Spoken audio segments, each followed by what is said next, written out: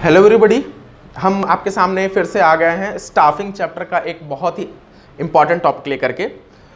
इससे पहले वीडियोस जो मैंने बनाया है उसमें what is staffing, why staffing is important और स्टाफिंग और एचआरएम में क्या रिलेशन होता है उसके ऊपर मैंने वीडियोस बना दिए हैं। आप स्टाफिंग के प्लेलिस्ट में जाके इसके बारे में और डिटेल्स देख सकते हैं। आज का जो वीडियो है वो पूरी तरीके से सिर्फ स्टाफिंग प्रोसेस के ऊपर कंसंट्रेटेड है, सिर्फ स्टाफिंग प्रोसेस के ऊपर। एक बात का ध्यान रखिएगा, स्टाफिंग प्रोसेस जो है बहुत ही इंपॉर्टेंट टॉपिक है इस चैप्टर का।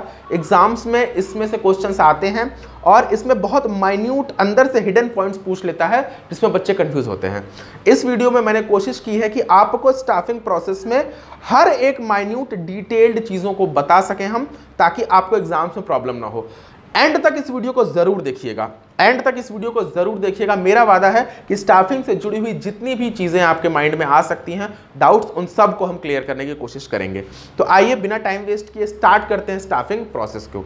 देखिए, स्टाफिंग प्रोसेस जो है, जो आपके बुक्स में है, वो 5 स्टेप्स में दिया गया है। स्टाफिंग प्रोसेस 5 स्टेप्स में दिया गया है। पहला है man power planning, estimating man power planning. Second आप लोग का है रिक्रूटमेंट, सेकेंड रिक्रूटमेंट है। थर्ड सिलेक्शन है, थर्ड सिलेक्शन है। Fourth placement and orientation, fourth placement and orientation. और फिफ्थ है ट्रेनिंग एंड डेवलपमेंट। देखिए, यही 5 स्टेप्स हैं जो मैंने यहाँ लिख दिया है। देखिए, estimating man power requirement, recruitment, selection, placement and orientation, training and development. यही मेनली 5 स्टेप्स है जो ऑर्गेनाइजेशंस फॉलो करती हैं, लेकिन कुछ ऑर्गेनाइजेशंस जो हैं इसके अलावा भी 1-2 स्टेप्स और फॉलो करती हैं जो स्टाफिंग प्रोसेस का पार्ट है। हम उनको भी इस वीडियो में कवर करेंगे, लेकिन फिलहाल इन 5 पॉइंट्स को हम एक एक करके डिस्कस करते हैं। देखिए, स्टाफिंग का मतलब क्या होता है, मुझे एक अपने ऑर्गेनाइजेशन में सही एम्प्लॉय चाहिए, राइट पर्सन चाहिए राइट जॉब पे। I want a right person on a right job. तो अब हमको सबसे पहले तो ये पता होना चाहिए क्या मेरे ऑर्गेनाइजेशन में एम्प्लॉयज की रिक्वायरमेंट है। सबसे पहले ये तो देख लें, ऐसा तो नहीं कि रिक्वायरमेंट है ही नहीं और हम स्टाफ रख लें। तो सबसे पहले ये हमको पता करना होता है कि क्या हमारे ऑर्गेनाइजेशन में सच में there is requirement of employ और नॉट। तो पहला ही स्टेप है एस्टिमेटिंग मैन पावर रिक्वायरमेंट। अब देखिए, एस्टिमेटिंग मैन पावर रिक्वायरमेंट में एक बात को याद रखिएगा, इस पॉइंट में 2 चीज़ों को आपको ध्यान देना है। एस्टिमेटिंग मैन पावर रिक्वायरमेंट में सिर्फ हमको ये नहीं पता चलता कि कितने एम्प्लॉयज़ चाहिए। देखिए, इसमें 2 चीज़ें पता होती हैं। ध्यान से सुनिएगा, ध्यान से सुनिएगा। एस्टिमेटिंग मैन पावर रिक्वायरमेंट में हम लोग पता करते हैं कि मुझे कितने एम्प्लॉयज़ की ज़रूरत है, लेकिन एक्चुअली इसमें हमको 2 बातें पता होती है। एक, कितने एम्प्लॉयज़ की ज़रूरत है। सेकेंड, किस टाइप के एम्प्लॉय की जरूरत है। तो दोनों चीजों का ध्यान रखना होता है, number and type of employ required. देखिए, number and type of employees required. अब ये कैसे पता चलेगा? अब यहाँ क्वेश्चन उठता है कि सर मुझे कितने एम्प्लॉयज की जरूरत है, ये कैसे पता चलेगा? ठीक है, किस तरह के एम्प्लॉयज की जरूरत है, ये कैसे पता चलेगा? तो हम आप लोगों को थोड़ा सा इसके बारे में डिटेल बता दें कि पहला जो स्टेप है एस्टिमेटिंग मैन पावर रिक्वायरमेंट, इसके 3 पार्ट्स हैं। इन तीनों चीजों को अगर आप ध्यान से देखेंगे तो आपको पता चल जाएगा। तो देखिए, जो पहला पार्ट है उसी में ध्यान से अगर आप देखेंगे तो यह है work load analysis. Work load analysis. अच्छा, वर्क लोड एनालिसिस होता क्या है? वर्क लोड एनालिसिस का मतलब ये होता है कि ऑर्गेनाइजेशन में आपको ये देखना है कि आपके पास जो वर्क है उस वर्क को करने के लिए कितने एम्प्लॉयज की जरूरत है, उस वर्क को करने के लिए कितने एम्प्लॉयज की जरूरत है। देखिए, मैंने लिखा हुआ है number and type of employees required, work load analysis. Work load analysis में आपको यह पता करना है कि जो काम है, जो वर्क का लोड है, उसको पूरा करने के लिए आपको कितने एम्प्लॉयज की जरूरत है। पहला हो गया। Second, work force analysis. Work force analysis, देखिए, वर्क फोर्स एनालिसिस का मतलब क्या हुआ? आपके पास पहले से कितने एम्प्लॉयज काम कर रहे हैं, आपके पास पहले से कितने एम्प्लॉयज काम कर रहे हैं। ये 2 बातें हो गई। देखिए, work force analysis, employ already occupied the job position. तो पहला, वर्क लोड, कितने लोगों की जरूरत है पता करेंगे। दूसरा, वर्क फोर्स, कितने लोग मेरे पास पहले से हैं। ये दोनों चीजें पता हो गई। अब तीसरे स्टेप में आप वर्क फोर्स और वर्क लोड को कंपेयर करेंगे। देखिए, थर्ड है comparison between work force and work load. याद रखिएगा, ये सबसे इंपॉर्टेंट है। वर्क फोर्स और वर्क लोड को आप कंपेयर करेंगे, तभी आपको पता चलेगा कि आपके पास स्टाफ कम है या ज्यादा है। अब कैसे पता चलेगा? देखिए, अगर आपका वर्क लोड ज्यादा है, काम के लिए ज़्यादा लोगों की ज़रूरत है, वर्क लोड ज़्यादा है और वर्क फोर्स कम है, लोग आपके पास कम है, तो इस सिनेरियो को हम कहते हैं, इस कंडीशन को हम कहते हैं अंडर स्टाफिंग। अंडर स्टाफिंग का मतलब आपके पास स्टाफ कम है। तो अब क्या करना चाहिए इसमें, इस कंडीशन में हमको और एम्प्लॉयज अपॉइंट करने चाहिए। तो देखिए अपॉइंट मोर, फिर से बताता हूं, वर्क लोड ज्यादा है, वर्क फोर्स कम है, इसको अंडर स्टाफिंग कहते हैं। इस कंडीशन में हमको अपॉइंटमेंट करनी होती है और स्टाफ की। सेकंड कंडीशन, वर्क लोड कम है, वर्क फोर्स ज्यादा है, मतलब काम के लिए जितने लोगों की जरूरत है उससे ज्यादा मेरे पास लोग हैं, तो this condition is known as over staffing. This condition is known as over staffing. अब आपके पास स्टाफ ज्यादा है तो क्या करेंगे, या तो इनको आप ट्रांसफर कर देंगे किसी और डिपार्टमेंट में जहां स्टाफ कम हो, या फिर आप इनको रिमूव कर देंगे ऑर्गेनाइजेशन से। क्यों, क्योंकि ओवर स्टाफिंग और अंडर स्टाफिंग दोनों ही अनडिजायरेबल है। Over staffing and under staffing both are undesirable for a organisation. Company ना चाहती है उनके पास ओवर स्टाफिंग हो ना तो अंडर स्टाफिंग हो। तो ये रहा पूरा पहला पॉइंट, जिसको जितना डिटेल में हम बता सकते हैं आपको बता रहे हैं। पहला एस्टिमेटिंग मैन पावर रिक्वायरमेंट, इसमें नंबर और टाइप ऑफ एम्प्लॉयज पता चलेंगे। उसके 3 स्टेप है, वर्कलोड एनालिसिस, वर्कफोर्स एनालिसिस और कंपैरिजन। देखिए कुछ ऑर्गेनाइजेशन इसी में और भी डिटेल्ड काम करते हैं। क्या करते हैं, यहां पे मैंने ये तो पता कर दिया नंबर एंड टाइप। कुछ कंपनीज पॉलिसीज बनाती हैं, इसमें भी और डिटेल्ड करती हैं कि नंबर और टाइप के बाद मुझे देखना होगा इसमें कितने मुझे बैकवर्ड एरिया से चाहिए, कितने मुझे माइनॉरिटी से चाहिए, कितने उसमें मुझे विमेन फोर्स से चाहिए। तो कुछ ऑर्गेनाइजेशन इसमें भी एक स्टेप आगे बढ़ के काम करती है। तो रिक्वायरमेंट में वो सभी चीजें देखती हैं, टाइप, नंबर, उसमें भी आगे भी, उसमें वुमेन कितने चाहिए, उसमें बैकवर्ड कितने चाहिए, उसमें माइनॉरिटी कितने चाहिए, उसमें एज रिस्ट्रिक्शंस कितने हैं, उसमें स्पोर्ट्स से कितने चाहिए, और भी चीजें उसमें जितना वो बाइफरकेट कर सकते हैं वो करते हैं। This is called first point, that is man power requirement. कोई पॉइंट में अगर आपको डाउट हो तो आप कमेंट सेक्शन में हमसे जरूर पूछिएगा, मेरा वादा है मैं आपको रिप्लाई जरूर करूंगा, पर आपको पूछना पड़ेगा। Second point, recruitment. अब देखिए हुआ क्या, पहले पॉइंट में मैंने क्या काम किया था, देखिए इसकी सीरीज गड़बड़ ना हो, ये 5 पॉइंट है, एक के बाद एक ही आएगा, ऊपर नीचे नहीं करना इसको, बिकॉज प्रोसेस में आप ऊपर नीचे मिक्स नहीं कर सकते। आते हैं फिर से टॉपिक के ऊपर।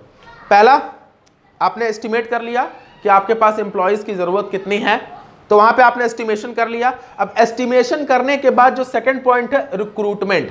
रिक्रूटमेंट का मतलब होता है भर्ती, रिक्रूटमेंट का मतलब होता है कि भर्ती करना। अब भर्ती का मतलब क्या होता है, भर्ती का मतलब बहुत ही ध्यान से समझिएगा, भर्ती का मतलब ये नहीं है कि आपको नौकरी मिल गई, भर्ती का मतलब यह है कि आपको यह कोशिश करना है कि आपके ऑर्गेनाइजेशन में ज्यादा से ज्यादा एम्प्लॉयज आकर के अप्लाई करें। तो देखिए क्या है, inducing the people to apply for the job, inducing people to apply for the job. अगर आपको यहां दिख नहीं रहा है तो आप इसको एक बार नोट कर लीजिए, इसका स्नैपशॉट ले लीजिए आप। देखिए रिक्रूटमेंट मतलब क्या होता है, भर्ती। मैंने बताया रिक्रूटमेंट का मतलब भर्ती। जैसे कि एग्जांपल देते हैं, जैसे रेलवे ने किसी जॉब के लिए भर्ती निकाली या फिर किसी कंपनी ने भर्ती निकाली, तो इसमें करती क्या है, वो एक्चुअली आपको जॉब नहीं दे रही है, आपको ये बताती है कि मेरे ऑर्गेनाइजेशन में कुछ पोस्ट खाली है, वो लिख देती है 100 पोस्ट, 50 पोस्ट, 1000 पोस्ट वैकेंसी है, इस पर्टिकुलर जॉब पोजीशन के लिए हमको इतने एम्प्लॉयज की रिक्वायरमेंट है और इसमें ये क्वालिफिकेशन होना चाहिए। जैसे फॉर एग्जांपल उसका अपना एज क्वालिफिकेशन और एडिशनल रिक्वायरमेंट अगर कुछ है तो वो उसमें लिख देते हैं और कहते हैं come and apply for the job, come and apply for the job. Inducing का मतलब क्या होता है, उनको ज्यादा से ज्यादा अपने जॉब की तरफ आकर्षित करना। जितने ज्यादा लोग आपकी कंपनी में अप्लाई करेंगे, याद रखिएगा, जितने ज्यादा लोग अप्लाई करेंगे उतना बेहतर है आपके लिए। क्यों, क्योंकि जितने ज्यादा लोग अप्लाई करेंगे आपके पास उतना ऑप्शंस मिलेगा, चॉइस मिलेगी, उसमें से आप उनमें से ज्यादा चॉइस मिलेगी तो आप ज्यादा बेटर सिलेक्शन कर पाएंगे। तो हम क्या काम करते हैं रिक्रूटमेंट में, हम केवल उनको यह मौका देते हैं कि come and apply for the job. अब ये come and apply for the job 2 तरह से हो सकता है, internal recruitment and external recruitment. Internal recruitment and external recruitment. देखिए इंटरनल रिक्रूटमेंट और एक्सटर्नल रिक्रूटमेंट एक डिफरेंट टॉपिक है जिसके बारे में डिटेल्ड में वीडियो बनाऊंगा मैं। फिलहाल अभी सिर्फ इतना जान जाइए, जब किसी ऑर्गेनाइजेशन में एक ही ऑर्गेनाइजेशन, सेम ऑर्गेनाइजेशन है, जब एक जगह से दूसरी जगह पे ट्रांसफर किया जाता है लोगों को, या तो प्रमोशन दिया जाता है, मतलब ऑर्गेनाइजेशन सेम है, एक जगह से दूसरी जगह ट्रांसफर या प्रमोशन कर दिया जाता है, तो उसको बोला जाता है इंटरनल रिक्रूटमेंट। बैंक्स में ज़्यादा ये होता है, जैसे बैंक्स में होते हैं, और भी बहुत सारे ऑर्गेनाइजेशंस होते हैं जहाँ लोगों का ट्रांसफ़र होता है या तो प्रमोशंस होते हैं, और बहुत सारे ऑर्गेनाइजेशंस, बड़ी बड़ी ऑर्गेनाइजेशंस होती हैं जो ट्रांसफ़र और प्रमोशंस करती हैं अपने एम्प्लॉयज़ का, तो उनको मौका मिलता है। सेकंड है एक्सटर्नल, जब हमको फ्रेश नए लोगों की ज़रूरत होती है और हम चाहते हैं कि हमारे पास बाहर से लोग अप्लाई करें, तो अब हम लोग एक्सटर्नल रिक्रूटमेंट का सहारा लेते हैं। अब एक्सटर्नल रिक्रूटमेंट के कई मेथड होते हैं, इसमें हम कॉन्ट्रैक्टर के पास जाते हैं, हम लोग एम्प्लॉयमेंट एक्सचेंज के पास जाते हैं, हम लोग कैंपस सिलेक्शन के लिए जाते हैं, और सबसे ज़्यादा इस्तेमाल होता है media, print media, newspapers, magazines में हम लोग अपना निकाल देते हैं कि मेरे पास इतनी वैकेंसी है, आइए। तो क्या हुआ, इंटरनल मतलब within the organisation, external मतलब from outside the organisation. External में हमको ज़्यादा फ्रेश आइडियाज़ मिलते हैं, इंटरनल में मेरे पास एक्सपीरियंस लोग पहले से जो वर्क करते हैं वो होते हैं। तो रिक्रूटमेंट हो गया। रिक्रूटमेंट में दो चीज़ें होती हैं, इंटरनल और एक्सटर्नल। अब रिक्रूटमेंट में मेरे पास ढेर सारा एप्लीकेशन आ गया, तो ये हमारा रिक्रूटमेंट हो गया। देखिए रिक्रूटमेंट के ऊपर हम डिटेल में एक और वीडियो बनाएंगे, ठीक है। अब सेकंड आपके पास आ गया, तो उसके बाद क्या करेंगे हम लोग, सिलेक्शन। देखिए सिलेक्शन का मतलब क्या होता है कि आपके पास जो पहले से बहुत सारे एप्लीकेशंस आ गए हैं रिक्रूटमेंट में, बहुत सारे एप्लीकेशंस आ गए हैं रिक्रूटमेंट से, उस रिक्रूटमेंट में से जो सिलेक्शंस के लिए आए हुए हैं उनमें से हमको सेलेक्ट करके अपने लिए जो बेस्ट एम्प्लॉय है वो रखना। ठीक है, सिलेक्शन का मतलब choosing the best, choosing the best. अब बहुत सारे एप्लीकेशन है, उसमें से जो सबसे अच्छा एम्प्लॉय होगा, जो सबसे अच्छा काम मुझे लगता है कि कर सकता है, उसको हम लोग सेलेक्ट करेंगे। अब यहां क्वेश्चन उठता है कैसे सेलेक्ट करेंगे, कैसे पता चलेगा कि कौन मेरे ऑर्गेनाइजेशन के लिए अच्छा होता है। तो इसके लिए कंपनीज बहुत सारे कई तरह के टेस्ट ऑर्गेनाइज करती है। एप्टीट्यूड टेस्ट है, उसमें इंटरेस्ट टेस्ट है, ट्रेड टेस्ट है, पर्सनैलिटी टेस्ट है, बहुत सारे टेस्ट है। टेस्ट के ऊपर भी हम वीडियो बनाएंगे अभी, ठीक है। बहुत सारे टेस्ट होते हैं, इंटरव्यूज होता है, जीडी होते हैं, कई राउंड होते हैं, उनमें से लोगों को धीरे धीरे एलिमिनेट करते हैं और कम करते हैं। उसके बाद जो बचता है मेरे पास, उसको हम सेलेक्ट करते हैं। एक इंपॉर्टेंट पॉइंट नोट, एक इंपॉर्टेंट पॉइंट, एग्जाम्स में क्वेश्चंस आते हैं, मैंने बताया ना अंदर से कुछ हिडन पूछ लेता है, ये क्वेश्चंस एग्जाम में आए हुए हैं। Why selection is called negative process. देखिए हम आपको बता दें, रिक्रूटमेंट और सिलेक्शन में डिफरेंस है। Selection is a negative process, याद रखिएगा, selection is a negative process. अब यहां क्वेश्चन आता है why selection is a negative process, तो इसका एक लाइन का आंसर है, सिर्फ याद रखिएगा, सिर्फ एक लाइन का आंसर है, आप लिख देंगे आपको मार्क्स पूरे मिलेंगे। Selection is called negative process because number of selected candidates are less than number of rejected candidates. इसको आप एक तरह से और लिख सकते हैं, फ्रेम कर दीजिए, number of rejected are more than number of selected. आराम से हिंदी भाषा में, यहां पे सेलेक्ट कम होते हैं, रिजेक्ट ज्यादा होते हैं। The rejection is more than the selection, इसीलिए इसको क्या बोला जाता है, it is a negative process. अब यहां पे देखिए एक चीज है, यहां बहुत सारा टेस्ट और इंटरव्यू क्यों कंडक्ट करते हैं, इसके दो मकसद हैं।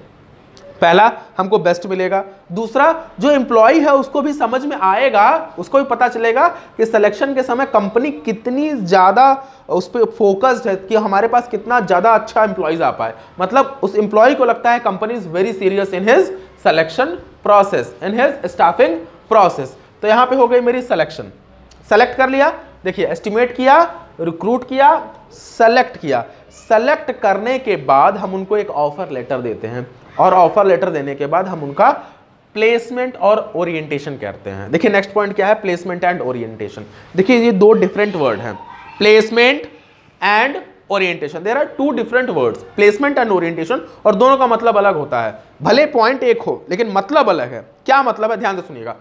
प्लेसमेंट का मतलब होता है जो वेकेंट पोजीशन है, उस वेकेंट पोजीशन पे उस एम्प्लॉयज को लाना, ऑक्युपाई करेगा वो, और कैसे करेगा, हम वो जो ऑफर लेटर दी है उसी में पूरा डिस्क्रिप्शन लिखा हुआ है। तो देखिए, occupying the post by selected candidate through offer letter. देखिए ये बहुत इंपॉर्टेंट नोट्स हैं, इस नोट्स में को मैंने लिखा बहुत छोटे में है, लेकिन कोशिश की है कि हर पॉइंट्स डिटेल्ड में आ जाए। आप अपने माइंड से सोचेंगे तो ये नोट्स आपको काफी काम दे देंगे बोर्ड एग्जाम्स में।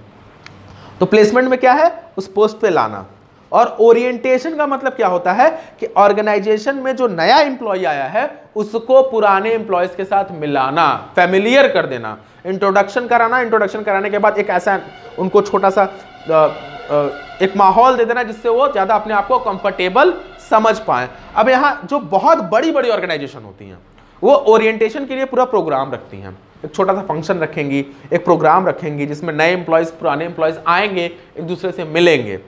लेकिन अगर ऑर्गेनाइजेशन बहुत बड़ी नहीं है तो उसमें कोई मैनेजर होता है या कोई उसमें का प्रीवियस एम्प्लॉयज़ होता है, वो नए एम्प्लॉयज़ को ले जाता है round the table, her table पे जाता है, पुराने एम्प्लॉयज़ से मिलाता है, एक दूसरे से इंट्रोडक्शन कराता है, फैमिलियर बनाता है, जिससे वो कंफर्टेबल एम्प्लॉयज़ हो सके जो नया आया हुआ है।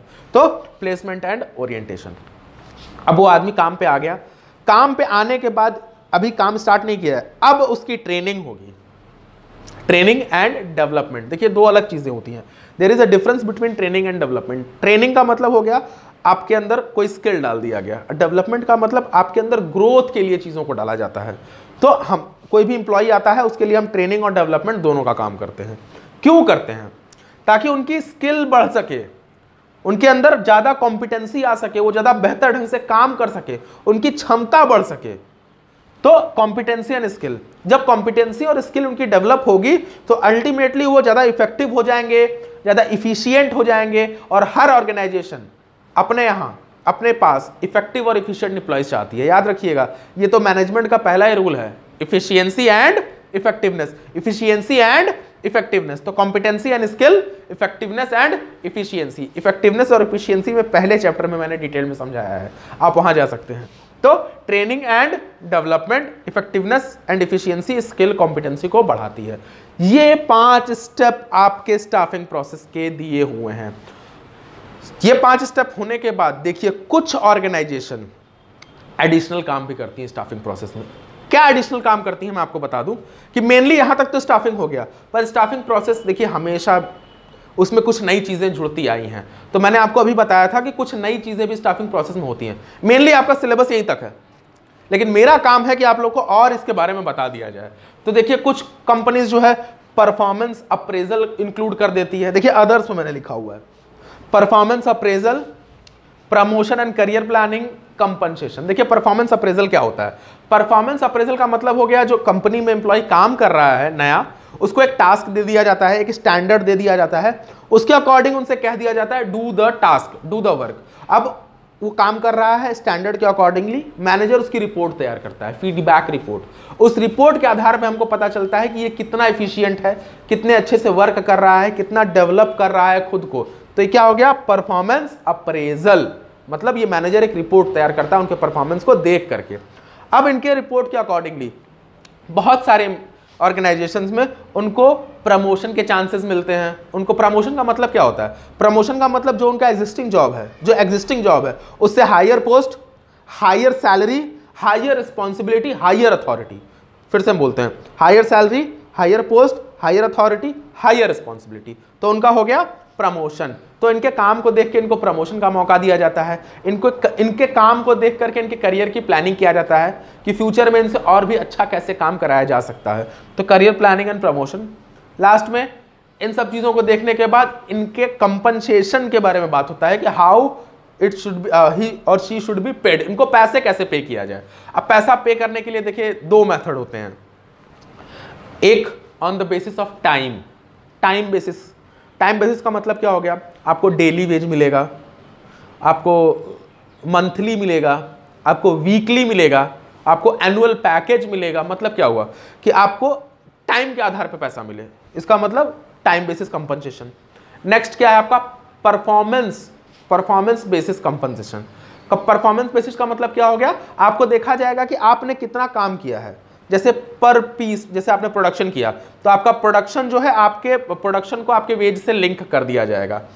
तो आपने प्रोडक्शन जितना किया उसके अकॉर्डिंगली आपको वेज मिलेगा। आपने प्रोडक्शन बढ़ा दिया, वेज बढ़ जाएगा, प्रोडक्शन कम है तो वेज कम हो जाएगा। Differential piece wage rate system के टेक्निक में FW टेलर सर ने इसके बारे में डिटेल्ड में पढ़ाया है, हमने उसके बारे में भी वीडियो बनाया हुआ है। फिलहाल सिर्फ यहाँ पे इतना ध्यान दीजिए कि 2 चीज़ें, टाइम बेसिस, परफॉर्मेंस बेसिस। लेकिन कुछ ऑर्गेनाइजेशन इन दोनों का कॉम्बिनेशन यूज करती हैं। क्या करती हैं? टाइम बेसिस है, कॉम्बिनेशन बेसिस है। इसके अलावा भी कुछ और चीज़ें देती हैं जैसे बोनस, कमीशन, ठीक है, पर्क। ये सारी चीज़ें क्या हैं? एडिशनल चीज़ें हैं जो एम्प्लॉयज़ को दी जाती हैं। ये रही स्टाफिंग प्रोसेस की कंप्लीट वीडियो। इसमें आप लोग डिटेल में स्टाफिंग प्रोसेस के बारे में समझे हैं। फिर भी कोई डाउट होता है तो आप कमेंट सेक्शन में जाकर के हमसे पूछ सकते हैं, हम आंसर देंगे। अगर वीडियो पसंद आया तो लाइक करिए, अपने दोस्तों के साथ शेयर करिए ताकि वो भी इस चीज़ को ज़्यादा डिटेल में समझ पाएँ। चैनल पर नया है तो सब्सक्राइब करिए और जितना हो सके पूरा वीडियो देखिए, अपने दोस्तों को भी बोलिए पूरा देखें और बोर्ड्स में अच्छे नंबर लाइए। All the best for exams. तब तक के लिए पढ़ते रहिए। Thank you very much.